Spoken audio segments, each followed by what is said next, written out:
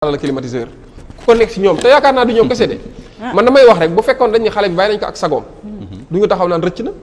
kuñ bàyyi ak sagoom dina rëcc. d'accord ba rëccati. d'accord fan yii passé rëccati na. ok dama bëgg mu léegi Pape Diagne bu fekkee li may wax du dëgg. ñaanal ndax di nga leen may interview nga toog ak moom. voilà foofu laa doon interview ndax dinañ may Pape Alé Niang mu toog ak moom waxtaan ak moom ndax dinañ may waa Sen TV. réew mi daal naqadee waxee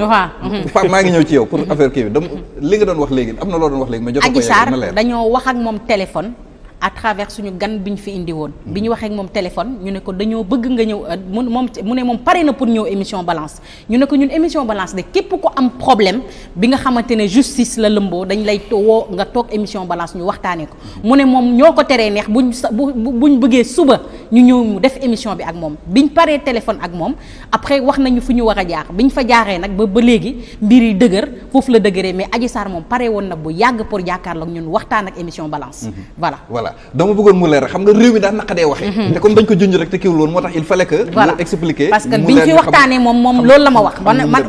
biñ fi waxtaanee loolu la wax ma ne ko tey boo waxee lii suba nga wax le di nga naqaree gëm suñu jàkkaarloog man ak yow du neex mu am fit nag bay bëgg a dee ne ma ulay maa ne yaa ko taree neex boo leen bëggee suba mu doon suba ñu waxtaanee ko mais nag ci ginnaaw def nañ ay jéego ñu ñuy wax waa dik ñu ñuy wax waa fële ba léegi mënu balance waa balance kañ ngeen may bàyyi voilà kañ ngeen may bàyyi franchement Adji Sarr moom moo téye boppam quoi mais Adji Sarr mu ngi def na fi live ak ki nga xamante ne moom mooy Kaliphone Adji Sarr def na fi live ak ñu bëri Adji Sarr dafay génn di def ay snap kon ku mën a def snap di def live non ku mën a def snap di def ay live kon waruñu laa war a mën a télé nga ñëw toog seetal sa bopp parce que branche fii ku fi ñëw toog seetal nga sa bopp fësal nga lu nekk sa dossier te moom mooy suñu liggéey. Pape Sané am na loo bëggoon wax ci convocation annoncée non man ci convocation bi parce que man convocation boo gisee boobu